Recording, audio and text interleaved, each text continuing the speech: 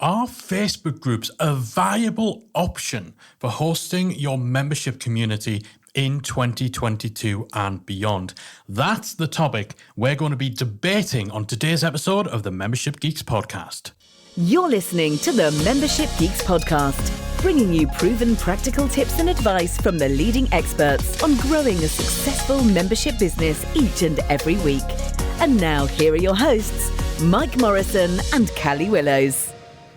Well, hello there. Welcome to episode 349 of the Membership Geeks podcast. I'm one of those aforementioned geeks, Mike Morrison, joined as ever by the one and only Callie Willows. Yay!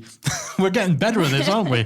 Put my bingo voice on there. The bingo voice. Do they have bingo anywhere other than the UK? And I know they have it in Spain. I think they do. Hit us up on social at Membership Geeks. Do you have bingo in your country? So if we say bingo, do you get that reference? Man. I've never actually played it, but... You've never played bingo? I haven't. How in the world have you grown up in the UK and reached the age of without having played bingo? Just obviously led a sheltered life. Did you not? You live near Blackpool, didn't you? Which is like bingo capital of the world. This is insane. I kind of feel like this entire episode needs to be about how Callie could have avoided ever having played bingo. We need to go play bingo. That's date night then. Yeah, it's serious business bingo now in the UK. Big money going on. We need to get there. Anyway. These guys don't want to hear about that. You know what? They'll probably tweet us and say, you should have kept talking about bingo. So we might have to do a special spin-off episode looking at some of the other things that Callie hasn't yet done. Live vlog of Callie goes bingoing. Yeah, we'll change our name. The Bingo Geeks. Anyway, before we do that, we're going to dive into a debate that we've been having for 7 or 8 years now. Yeah, I think anybody in the academy who has ever asked this question on a Q&A knows that this is one of your soapbox topics. It is, but honestly, it's becoming a little bit less so because I'm kind of finding that more and more people are coming to my side about whether you should be using a Facebook group for the community aspect of your paid membership. Now, let's just say from the get-go, nothing we say here is prescriptive. Just because I don't like something or Callie doesn't like something doesn't mean that it doesn't work. It doesn't mean that our way of doing things is the only way of doing things. I know that a lot of people in the online business space and certainly people in the membership space have a very absolute way of giving advice, right? This is the way to do things. This is the proven counteractive way of doing things, all that nonsense. We're just sharing our opinions here. You can take it with as much salt as you want, but just remember, it's coming from a lot of experience and a lot of keeping our fingers on the pulse of what's happening in the membership space. And the whole topic of where should your community live is a big, big deal. It's still a big question for membership owners. It really, really is. And I think this is one where there's pros and cons for every option out there. So like you said, this isn't about an absolute right or wrong. It's about knowing the pros and cons of the options you're considering so that you can make an informed decision and the best decision for the kind of membership site that you want to run. Absolutely, because there will no doubt be some of the things we're going to talk about today that you've not considered or not been aware of. And I think now more than ever, this is why we're doing this again. I originally did this episode probably 5 years ago, if not longer, on whether you should use a Facebook group or a forum. And back then, that was pretty much the choice. Yeah. You either had not a free Facebook group, free to you, a Facebook group that you only allowed your paying members to access, or you had an on-site discussion forum. So a forum that is a little more reminiscent of those discussion groups that have been around since the late 90s. But things have changed quite a lot. There's a lot of other options on the market. Forum software is becoming a little bit more like social software. Facebook groups, there's a lot of new features and a lot more pros these days than there used to be. Yeah, they're definitely upping their game in terms of trying to be competitive with more of the kind of standalone social networks out there these days. Yeah, absolutely. So we thought today in revisiting this whole topic, we would just break down those pros and cons to give you both sides of the equation and then, give you our take and some other food for thought. So let's talk positives. Let's talk pros. of having your membership community in Facebook, the big one, probably the main thing people cite as the reason they want to be on Facebook, is just how easy and accessible and discoverable it is to have a group on Facebook, which loads of people use. People are on not just every day, but a lot of times like every minute. Like people are already there. That tends to be the sentence, isn't it? My members are already there. They're already using it. Yeah, that's definitely the thing we hear most in terms of the pros column for Facebook groups is, people are already on Facebook. People are already checking it every day. People are already using the search, looking for the things that they're interested in there, looking at what their friends are doing on Facebook and what groups they're in. So there's a lot of familiarity with Facebook and Facebook groups in particular. I don't think I know anybody who's not in at least one Facebook group these days. So there is definitely ease of access, ease of discoverability, and it's a familiar home to people. Yeah, totally. And it's, the whole thing of going where your people are, having a Facebook group is going to do that. It's going to do that. Other social networks like LinkedIn, I think LinkedIn have groups again. They closed them down for a while, didn't they? They took the feature away and then they put it back. But you can have groups or group chats and different group formats in different locations, but Facebook groups are still kind of the main, most popular type of social media group. And so it's an understandable and very appealing pro. On top of that, Facebook have really been ramping up the features in groups. It used to just be, this is just a little ring-fenced place that people can go and interact outside of whatever else is going on Facebook. And that was it. That was the functionality. But now there's a lot of new features that actually, some of them are quite powerful. So, for example, you can do things like assign group experts. Yeah. And badges as well. Yeah. Badges they're introducing now too, gamification. Yeah. So you can designate certain people in the group as experts, and that kind of unlocks other ways of highlighting them, other ways of them having their content presented in the group. I think it opens up channels whereby people can ask them questions and stuff like that. And for a membership, it's even, some of the larger memberships that have almost a staff or an alumnus of coaches. It's not an alumnus, it's a faculty. I'm getting the wrong academic term. They have a faculty of coaches or a faculty of instructors. That's quite a powerful feature to have. If you've got team members, if you've got guest experts coming in and doing workshops in your membership, being able to designate them as group experts during the month that workshop's happening, this is actually, it's almost a feature tailor-made for memberships.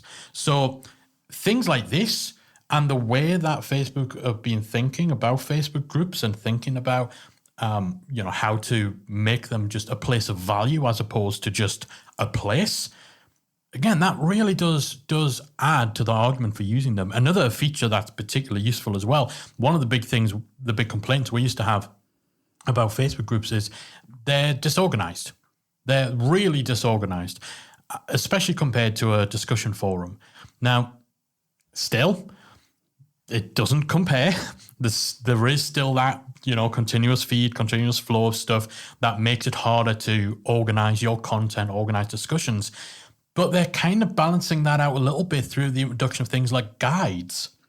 So you as the group admin can collate certain posts and certain content together into static guides as a section of the group. Yeah, I think that can be a really handy feature for memberships in particular, where you might be posting things like live calls in the groups and things like that, and you actually want to be able to make those easily available for members who weren't there live, and they can get lost in the feed easily. But by using this guides feature, you can really collate your content and access to different features of the group a lot easier. Absolutely. It makes your Facebook group more viable as a content distribution channel rather than just a place to chat. Yeah. So, that's a big, big feather in the cap for Facebook groups. Yeah, and they're also doing a lot to try and get members engaging in your group as well, or to help you get members engaging in your group. So they're adding new post formats like question posts, like prompts, which is one of my favorites, where you can kind of add a prompt that enables people to share photos, which shows in the kind of top feed as a carousel and things. So they're doing a lot in terms of different post formats, announcements, features, and things like that for you to kind of add some variety to the group and also increase that engagement, offer different ways for members to engage with the group alongside the standard things like polls and just asking a simple kind of question. You've got recommendations, you've got events, you've got all kinds of things now that members can start in groups and that you can start in groups. Absolutely. And so once again, it's just giving you as the group admin so many more ways of distributing content, of starting particular types of varied interactions with your audience that you just couldn't before, and that are very suited to memberships. And if you've not seen these kinds of posts, then if you head to the show notes at membershipgeeks.com/349, we're going to link off to some of the more in-depth articles on Facebook. We might even throw in some screenshots as well so you can see what we're talking about here. Because actually, you know, if you're someone who's already been running a Facebook group, or if you've got a very good reason to run a Facebook group for your community, it's actually quite exciting what you can now do. And so, you know, so many new, more advanced options for group admins, even the simple stuff like being able to organize topics. So you can have guides for collating posts together, but within Facebook groups, probably better than anywhere else in Facebook, they make good use of hashtags so that you can, as much as is possible in a Facebook group, you can almost group and categorize discussions and make it easier for people to filter and search the type of conversations and the type of posts that they're seeing. Yeah, and for you as a membership owner, this can be a great way for making sure that you don't actually miss certain kinds of posts. You can essentially train your members to use certain hashtags for certain things, like asking a question or sharing a win and things. Or introducing themselves as a new member. Yeah. So you can use these topics as a way to kind of get more of an organization and structure to your group, which is vital, I think, especially with a large member base. Absolutely. And of course, a lot of memberships were doing regular kind of live events. So you might be doing live Q&As, you might be doing workshops. Now, well, again, one of those things, you can go live in a group, so you can actually deliver your live stuff in a group. But also you can kind of tee that up by actually adding an event to the group itself that will show within the group. It'll have, I think it's got its own tab. People can kind of RSVP to it. You can give people the information they need in advance if, you know, they need to come along having done some prep work or anything like that. It's almost like a mini events calendar within your group. Yeah, they even have an option called a live classroom that you can set up as well, which, they're really upping their game on the events you can do in the groups. And alongside that, they've also introduced rooms as well. So you can actually turn on rooms for your group, which allow your members to congregate together and have chats and discussions amongst themselves on camera or on audio. And, you know, you as a membership owner can also start those rooms as well. So it's a great way to kind of start those more informal conversations between members as well. Yeah, it's a powerful, powerful feature set compared to even just 2 or 3 years ago. Even a year ago, the features they're adding this year, you know, I've just at the time of recording this, I was just reading an article before, they're adding in options for onboarding members and things like that into groups as well, which, you know, if you're able to actually put a member through some onboarding in the group itself, you know, that's really powerful for a membership owner. Definitely. And, you know, it's not just about features for your members. There's a lot of good stuff for you as an admin. Yeah. To actually keep on top of the group, whether that's things like the ability to set some questions that everyone joining the group has to answer before they can come in. Yeah, and even with that, they've had the pre-joining questions for a while now, but they finally just allowed you to actually save those questions so that you can see those answers on an ongoing basis.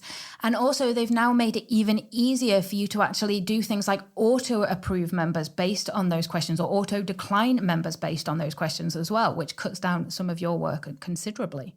Definitely. And things like being able to set group rules and stuff like that, again, important part of a community that, again, it's the basics, but it just adds to things and also means, you know, if you do need to take actions against people who are being disruptive, then you can kind of tie it back to those rules. And speaking of those, those actions for disruptive members, or if you needed to kick someone out or block them from the group for whatever reason, it did used to just be a case of the only thing you do is get rid of people, block people. Again, now there's other little things that you can turn on post approval. You can. There's you can mute certain members for a while. For a bit. You can turn on approval. You can actually switch off automatic posting. I know some groups with memberships where the team don't work at the weekend, so they actually turn off the ability for people to post on a weekend, so that then they can come back in on a Monday and approve those posts that have been posted over the weekend. So there's a lot of options now for controlling how your community interacts. Yeah, and again, as the admin, all that stuff's useful. And there's just more reports, there's more tools, there's more options. It's just easier to run in general. So this is all sounding pretty conclusive, right? Like, Facebook groups are amazing. Of course we would use them for running a membership.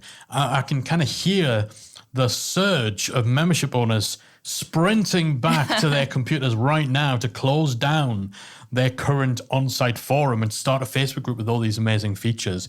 But there's another side to the coin, right? There are definitely some cons. There are definitely some downsides and some trade-offs. So we talked about the big benefit of being on Facebook is the fact that people are on Facebook. Most people already have an account. They're already using it. They're checking it every day. They've got the app on the phone. They're already getting notifications. So much of the heavy lifting of getting people to your community's location is done. It's a difference between having a restaurant that is kind of out on a country road somewhere that's amazing and serves the best food ever versus having a McDonald's on a very busy high street, right? That's not terrible analogy. Quite a good analogy. It's a decent analogy, right? So that's great, but that comes with distractions. That is the big trade-off to the fact that everyone's on Facebook. That's a pro, but the con is everyone's on Facebook, and so they're distracting each other because not only are people in your group and seeing your group stuff, they're seeing a whole plethora of other stuff while they are visiting Facebook. Yeah, you're competing with a lot of other noise. And I think in some ways that can detract from the value of your group as well, because if people are just seeing those posts amongst everything else in their news feed, then it kind of almost disconnects from the premium feel of your membership and actually the fact that, oh, well, this is a group I'm paying for, so maybe I should pay more attention to this. Or, you're not necessarily seeing people in the right mindset to engage with your group. That, if they're coming to Facebook to connect with friends or look at cat videos, they're not interested in your post about your membership topic at that time. Absolutely. And that can kind of develop this little subconscious thing where if someone's scrolling through the feed, you'll know yourself if you scroll through Facebook, every 3 or 4 posts is an ad. It's probably every 2 or 3 now. And you end up getting blind to that, right? You develop that ad blindness where your brain just automatically just fades out that ad and then refocuses on the next post, which is a funny cat video or, a friend who got married or whatever. There's a real chance if someone's main reason for going to Facebook is to look at content like that, as they're scrolling through, they might see personal post, ad, personal post, ad, personal post from your membership group, ad, personal post. Now, that pattern, that mindset that they're in, you're not fitting with that. You're not going to be fitting with the reason they are there, what they're looking to see, in the same way that ads aren't fitting with why they are there and what they're there to see. And if that happens enough times, people might start blurring out your content as well because it doesn't fit into the box that they're currently rummaging in. And that can have a massively detrimental effect. So you're competing with other groups, you're competing with everyone's friends, and you're really up against the fact that people aren't going to Facebook to engage in a serious topic, in a serious business, in a serious mindset most of the time. So the place you want someone to be in their head when they're in your group is often very different from where they are in their head when they go to Facebook. They don't open Facebook to, go and talk about serious business matters and stuff like that most of the time. Yeah, and I think that's why a lot of the membership communities that do great on Facebook are those where it is more of an informal chat connection type of space for your members, as opposed to somewhere where you want serious learning to happen. Absolutely. Another big thing to consider is you're most likely, if you've got your community on Facebook or if you're thinking of doing it, chances are that your main membership website, where the content is, where they administer their account, where they watch your courses and all that sort of stuff, that's probably on its own website in a different location. So you're asking your members to engage with you and your membership in two different places, two very different places. Now, if your membership is accessed via a browser, on mobile, on desktop, but Facebook's accessed via an app, then it is literally two different locations. It's two different things they have to click on, right, in order to engage, two completely different modalities. So that, it has a mindset effect, but it also just has a logistical effect and an inclination towards people forgetting. Yeah, and I think one of the things there is, people do say one of the pros is that, people are on Facebook anyway. But if somebody's on your membership site, they're looking at your content, they want to ask a question, then it is an extra hurdle to then remember, okay, so I need to open the Facebook app, I need to go to the group and I need to ask the question in there versus just being able to click the link under the content and add their question straight away. Yeah, it's remembering, people aren't, when they're in your membership, they're not always, and most of the time, they're not going to be at all just engaging in your community as the only thing they engage in. Your membership is likely not 100% community-based. And so the average member experience is going to incorporate some content and some community.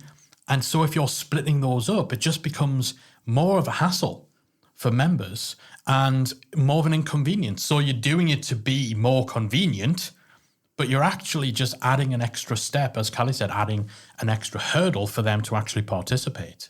Yeah, and I think one of the biggest things, though, for me is there's still no automations or integrations with Facebook groups. Facebook does not want you adding additional tools to it to allow you to make certain tasks easier. Yeah. So you still need to manually approve members. You can now have that kind of automatic approval based on questions, but with a membership group, you're probably not going to want to do that, because one of the big issues with Facebook groups and memberships is you want to make sure only paying members are in there.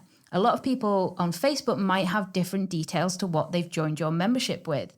So you need to be really sure that you are taking note and asking when somebody joins your Facebook group, what's the email address you joined our membership with? And then you need a spreadsheet where you collate that information and what their Facebook group profile is so that you can actually remove those members easily at the end of their membership term if they cancel.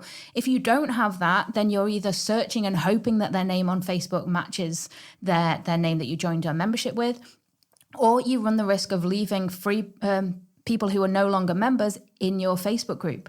And that's not ideal for anyone. So the lack of automation and integrations, the extra work that this manual approval and removal can actually add, especially if you've got a large membership, you're doing launches, or you're just getting several members joining each day, it really does all add up and make it less than an ideal experience for you as a membership site owner. And it also means your members can't join the community straight away as well. They have to wait for you to approve them. Yeah, so if you go off on holiday or, if you fall ill or something like that, then you're going to have to try and make arrangements to make sure that anyone who's waiting to get into your community is approved.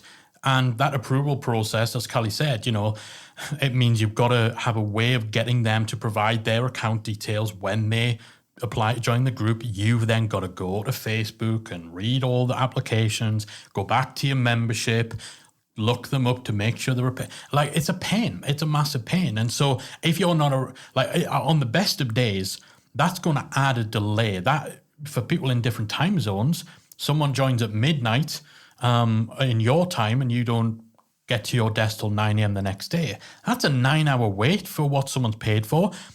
That person's probably going to want to dive right in and they're having to wait.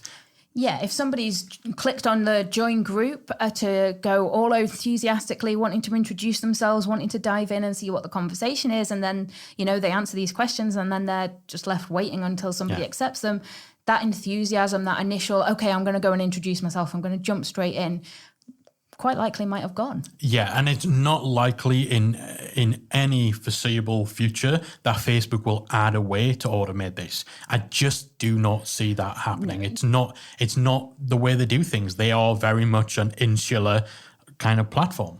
Yeah, you can automate that approval, but not if you're wanting to do things like check the email address, check that somebody's paid. And that is the big issue here. Yeah, and when we say you can automate the approval, it's basically just if someone's answered a certain question, let them join. Yeah. But that assumes you don't need to have actually read and checked the information they provide, which if you're running a membership site, you do. Yeah, definitely. And I think linked to this, the other big thing, to my mind, the other big reason that Facebook groups are losing steam, despite the fact that they're adding all these awesome features now, is that more than ever, we're seeing people asking about moving away from Facebook. They're asking, okay, I don't want to run my community on Facebook anymore. I want to leave the platform.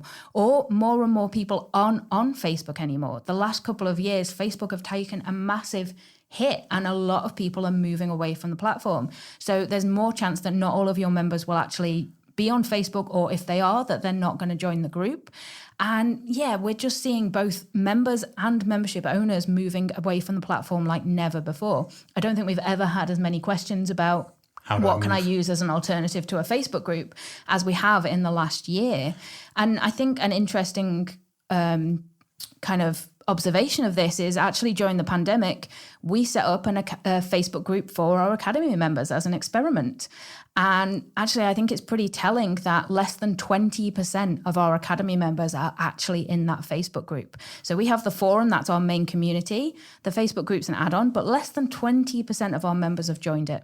Yeah, and a big part of the reason when we've asked, why people didn't, they just don't like Facebook. There's so much more negative sentiment about Facebook now. There's been so much bad press and it's building and building. It's not just one-off little things where people are like, oh man, Facebook are evil, right? It's just increasing negative sentiment, increasing concern about privacy, increasing, negativity towards the type of discussions that are happening, the type of things Facebook groups are being used for. Like quite often, if you see any media coverage where Facebook groups are mentioned, it's almost always in a negative context. And I think that's really just led to more people either just really, really boiling down how much they actually use Facebook or leaving altogether. And yeah, as Callie mentioned, this isn't just members. This is people who are running memberships where they look at Facebook and they kind of say, all my members want a Facebook group. I know they'd use it, but for my own personal reasons, I do not want to be on Facebook. And, that's telling, and it's definitely a bit of a trend. The other thing, I think this is kind of connected as well to the bigger picture with Facebook or Meta. And actually that ties into it. As a company, as a brand, it feels like they're losing steam a little bit. It feels like there's a bit more clutching at straws in terms of the direction they're going. There's more talk about them being forced to break the company up into different parts. There's more political pressure. You've got Zuckerberg up there looking 100% human and natural faced in front of Congress. There's just so much more happening that kind of feels like this never-ending behemoth of Facebook that has just been powering through for well over 10, 15, 16 years now, is slowing. It's I don't want to say the younger generations now. Facebook isn't cool anymore. Facebook isn't something that, Generation Z or whatever we're onto now. Are we back round to A? What happens after Gen Z? Do we go back to A? World implodes. The world, Gen Z or the end game. They're not rushing to go onto Facebook. They're not talking about Facebook. Facebook's your dad's platform, right? So it does feel like the brand, the company is losing steam. And a big thing for me, and I'm going to get so much flack over this, is the whole thing of the metaverse. Now, there are people who think metaverse is just this phenomenally mind-blowing concept and it's going to change the world and this, that, and the other. I'm not going to dive into why I don't think that's the case. I'm not. That's an episode for another day. That's a rant for another day. But it's deliberately vague. And it's almost, to me, kind of like Zuckerberg and Facebook kind of saying, well, we don't really know what is happening next. We don't really have an idea. So here's a real broad concept from a movie we watched one time, or, someone remembered Second Life and we're just going to do that, but in 2022. Right. Yeah, I said I'm not going to get into why metaverse is just weird, but the whole thing with metaverse and this whole idea is, if anything, that is possibly going to make things a bit more volatile when it comes to traditional Facebook. Because once they figure out what metaverse is going to be and how it's going to affect Facebook and how it's going to be manifested within the world of Facebook, they're probably going to start messing with the website a lot more. They're going to mess with the Facebook we all know today. And so groups might just disappear as a concept, or they might decide, okay, what we're going to do with groups is everyone's going to have this virtual avatar specifically for the groups, and we're all going to wear these specific, they might really decide to massively lean into this daft virtual world idea, starting with groups, and blow up the traditional format of groups. This is all speculative. Callie's looking at me like I'm strange. The whole thing is, they don't really know what they're doing in terms of getting from Facebook as it is now to the idea of the metaverse and what Facebook might look when that is in place. And the fact that they have kind of started on that journey does mean that we're going to see things change with the website. So it's great, all these new features, but they may be more likely to just scrap whole bits of Facebook somewhere in their quest to create this mythical metaverse. And we've already seen them, start things and finish them just as quickly. 2 years ago, they announced subscriptions for groups and enabling paid groups. That never really eventuated to anything. They've got more and more features like that they've tried, or they've announced, or they've beta tested. People get excited about them and then they never happen. Yeah. And, the new thing now is subgroups, allowing subgroups. But whether or not that actually takes off and becomes something that you can actually rely on for your membership site is an entirely another thing. Yeah, so setting my cynicism aside when it comes to things like the metaverse, the whole point that we're making there is Facebook are entering probably the most experimental period of their existence.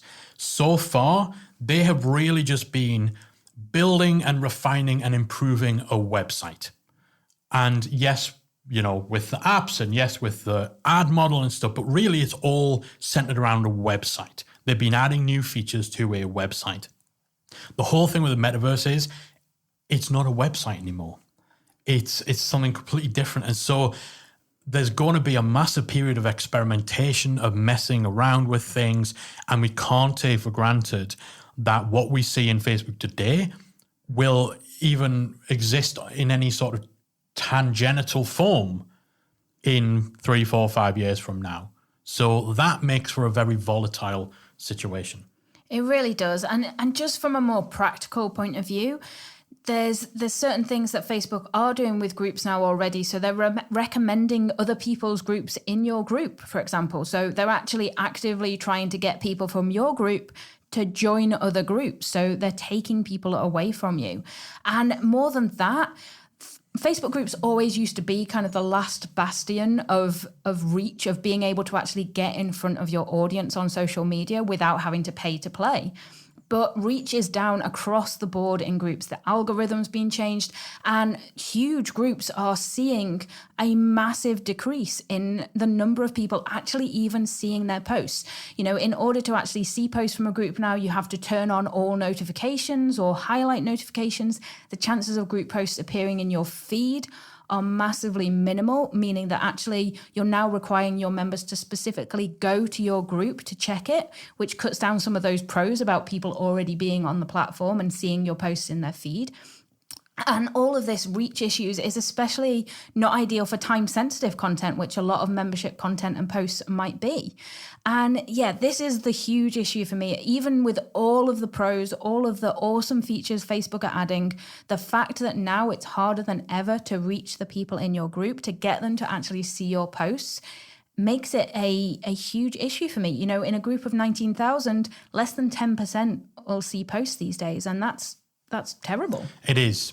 You know, it's one thing for that to be the case when it's a free group, but when it's people paying you money, the chance that they might not see important updates is just not something that we should be accepting as membership owners. And it's not something that your members are going to really enjoy or benefit from. And it's not just about you not being able to reach them. It's about them not being able to reach you.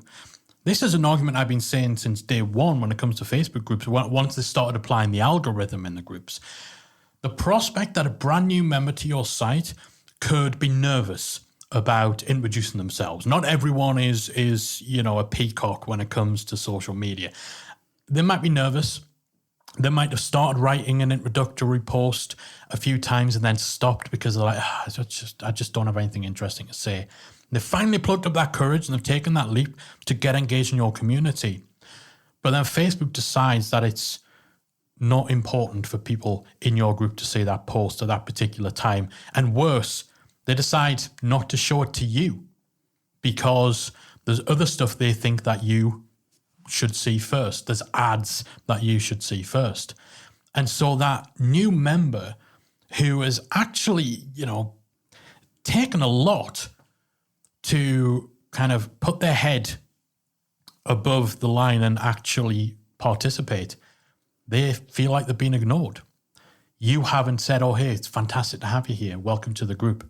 Nobody else they've not even liked it because it's not been seen, not because it didn't deserve to be seen, but because Facebook's algorithm decided that it wasn't something worthy of being put in front of people at that particular time. That, to me, like everything else aside, if that is the only downside of a Facebook group, that would be the deal breaker for me. But obviously, I'm particularly passionate about that idea, that concept, that someone could be feeling pretty bad about not getting a response to something and taking it personally. And, you know, especially if it's taken a lot for them to actually put that step forward into taking part in your community.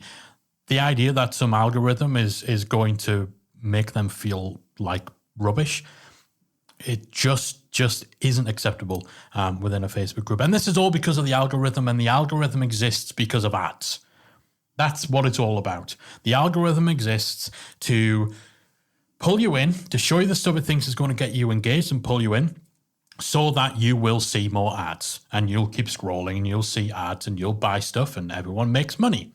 Now, we predicted ads in Facebook groups a while back. It's not really happened yet. Yeah, they did test them, and you do get them on the sidebar in your browser now. Yeah. But yeah, they've not gone. I think they got such a backlash against the idea of paid adverts in groups that they've definitely walked back on that decision. Yeah, which is obviously a good thing. But then on the other side, it means it could still happen. So the idea that someone could actually have their ads for their program, a potentially competing program, or a product that completely goes against your principles and the ethos of your group, the idea that that stuff could start appearing inside your group beyond your control, again, it's just a big no-no for me on several fronts. One, paid ads showing in a group for a paid community, it's just cheap. It's really cheap. It's why you shouldn't have banner ads inside your membership site. It's cheap. It's tacky. Someone's paid for it. They don't expect to then see ads. But the idea that those ads could be detrimental to you, detrimental to your brand, or promote your competitors within your group, it's just not something a serious business owner should be even contemplating. Now, again, ads aren't here in groups right now in the way that we're talking about, but it means they do still have that card to play. And the whole thing with Facebook is they've run out of places to put ads. And so I'm amazed at their restraint for not having just rolled them out in groups yet. And a big part of that reason, anecdotally is because apparently Zuckerberg loves groups. He's in a lot of groups himself. He likes groups personally. So maybe he's just not wanting to screw with them too much. But it's got to be only a matter of time. And a lot of this really just reinforces the fact that you are building on rented land. It is Zuckerberg's whims, or whoever's developing the product's whims. If they like something, if they need to do something to serve their interests, they're going to do that. They're not going to, send you an email and say, hey, we were thinking of doing this thing. How would you feel about us starting to show ads in your community? They don't care. You don't get a say. Now, we talked about the downsides of building on rented land before when it comes to using all-in-one platforms and all that sort of stuff, and there's definitely pros and cons to that. But this is a whole other ballgame, because to the world of Facebook, you and your group and your membership are minuscule. You have no say. Your opinion doesn't matter. If a change that they make destroys your ability to have a thriving community on Facebook, tough. You get no warning. You get no input. And you don't even have the data from Facebook to export to take it somewhere else. So again, there's a big risk when building on rented land. You are building on perhaps the most oversaturated rented land with a landlord who doesn't really have any reason to even know you exist. And so, yeah, that's obviously a big con. And as part of that, we are seeing more and more groups get shut down. Yeah. Just without warning. And especially now that Facebook are trying to be more conscious of kind of safety warnings or messages that aren't appropriate, more and more people getting shut out of their groups. I know a membership site owner who made a joke about on a post in her members group with her members about killing her husband for posting a bad photo, and she got censored from her own group and unable to post in that. And that was her members group where she, as the membership owner, was no longer able to post in there. So there is a lot of kind of more potential issues with groups being shut down, people being blocked, and all of those kind of changes as well. Yeah, which is just insane to think of. Again, it's different if it's a free group where you are, it's you get what you pay for. Yeah, it's digital sharecropping. You're making use of something someone else has kindly provided for you, and yeah, you get what you pay for. And it's not ideal if it happens with a free group, but with a paid group, can you imagine that? The founder of a membership being locked out of their own group for inappropriate content that a computer algorithm has detected. It's insane. So we've covered the pros, we've covered the cons, and hopefully that shed a little bit of light for you and given you a bit more food for thought on areas that perhaps you hadn't realized, you hadn't thought about, on both the good and bad side. But it does very much feel to me that, yes, there's so many more pros now to running a Facebook group for your paid community. But it does feel like the cons side of the scale has been stacked just as much in the last 5 or 6 years. Now, as for whether they're a viable option, it does kind of depend on what's most important to you and if those pros outweigh the cons. Ultimately, that's all it comes down to. If the fancy new features, the accessibility, the user base of Facebook and so on make it worth the risk, make it worth the issues, then go for it. Right? If you know you need a community, but you are dead set that it's Facebook or no community, then you're going to be better off on Facebook with a community than having no community at all. For me personally, as we've said, I've never been a big fan of using a Facebook group as your main community for your paid membership. And with how things have changed in recent years, for all the cool new features, and we do, I'm not just paying lip service as the cynical one of the two of us. I'm not just paying lip service to these new features. There are some awesome new features. Really just amazing new features, but the extra cons and the way things seem to be going, they put this even further down my list despite those new additions. Yeah, and I think I have to agree with you. I'm probably one of those few people that is still on Facebook quite a lot, in a lot of Facebook groups.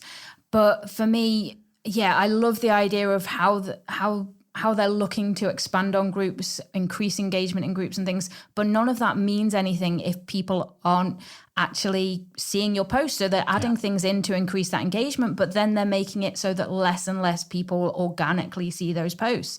So to my mind, all the features in the world mean nothing if it's not serving the purpose of actually enabling your members to connect and talk and to kind of ask questions and meet each other. It's not working as a community if people aren't seeing it, if people aren't actually getting access to it the way that you would want them to. And so I think more and more the additional control that you get with an outside platform, it just outweighs the benefits of Facebook all the time, especially when you add in that there is an exodus from Facebook at the moment. You know, more and more people aren't wanting to use the platform. So you risk more and more of your members not being able to join your community.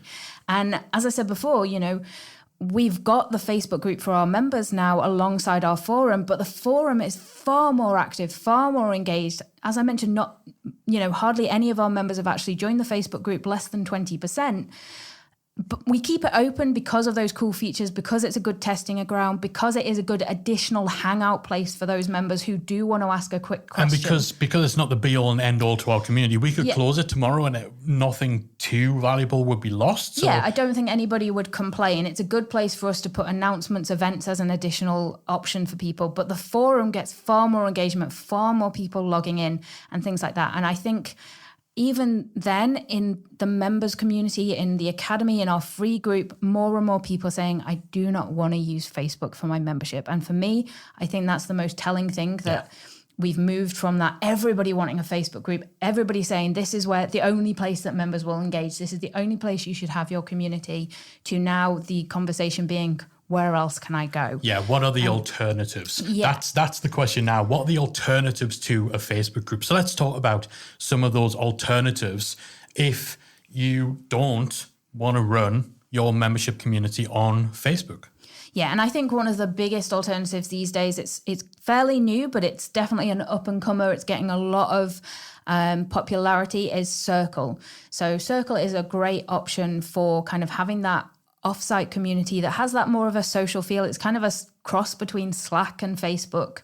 But it's come out of the gates with a lot of integrations already. So it'll already integrate with things with like your WordPress site. So it's a great option for combining with whatever your existing membership site is. Yeah, those more community-specific apps that are coming to the market, they couldn't be coming at a better time. And even, platforms like Mighty Networks and stuff like that, they're getting more and more prominent. They've been around for a while. They've been through some changes, but they're becoming increasingly prominent too. So there are a lot better options now for something that looks and feels and is more social media driven, or in that style of Facebook groups combined with Slack. It's less of that traditional structured forum. That these options just didn't exist. Many options now, so many options. And even a lot of platforms are including their own community options these days.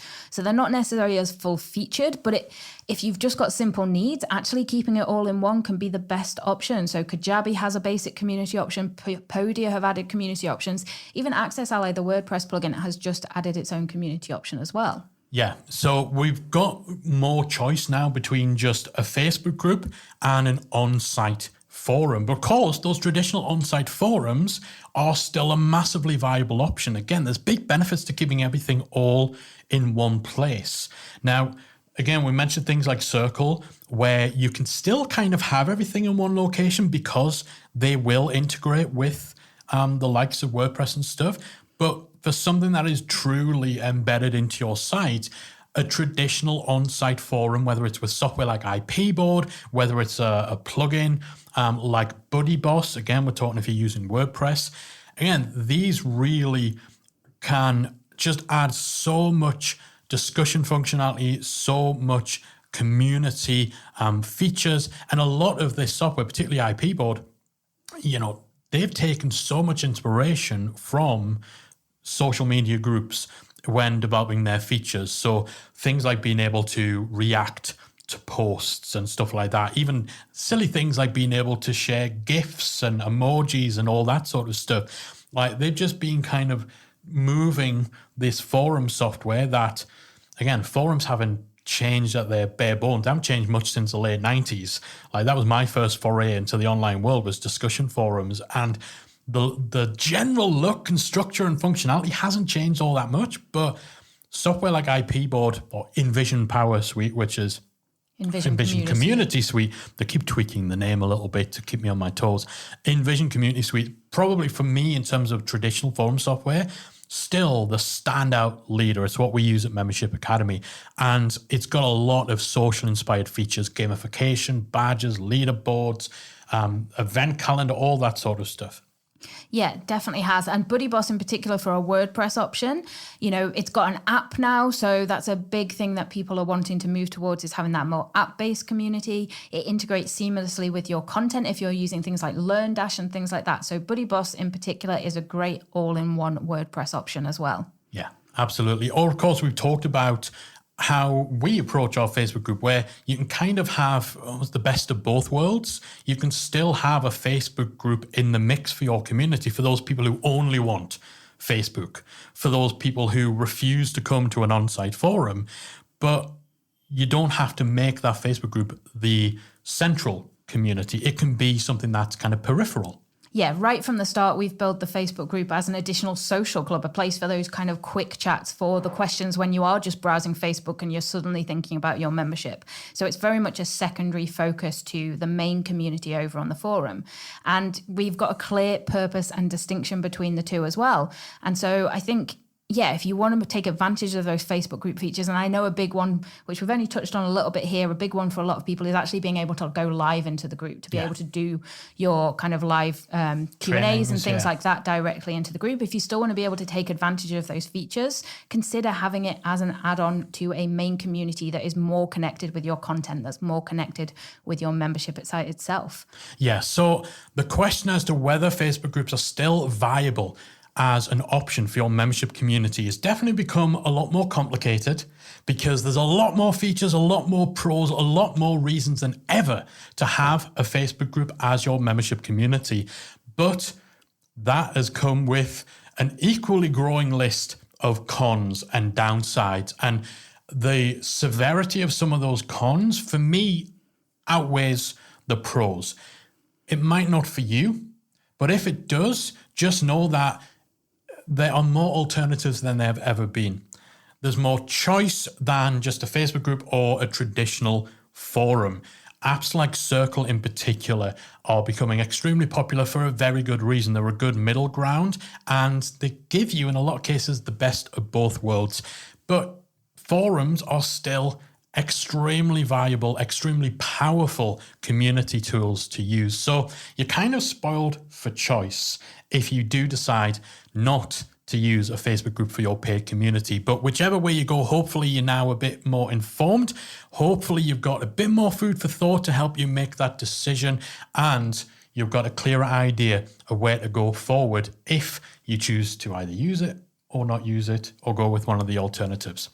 All right, we're going to wrap things up there, because this has been quite a lengthy, quite a meaty one, but I think it's a good topic to really dive into, and it's an important one for anyone considering the community side of their membership.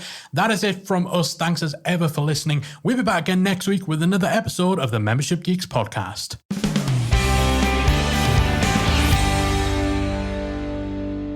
If you enjoyed this week's episode of the Membership Geeks podcast, we invite you to check out membershipacademy.com.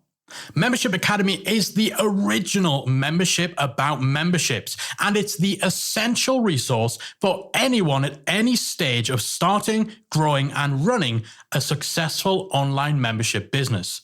Whether you're still trying to figure out what your idea is going to be and you need some help making it a reality, or whether your website is already up and running and you're looking for ways to grow and attract new members, then Membership Academy can help you to get to the next level.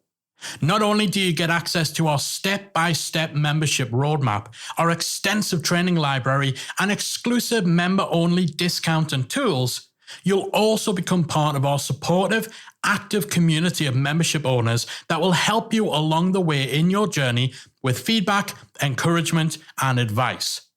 All of this and more make Membership Academy the #1 place to be for anyone looking to start, manage, and grow a successful membership business. Check it out and join the community at membershipacademy.com.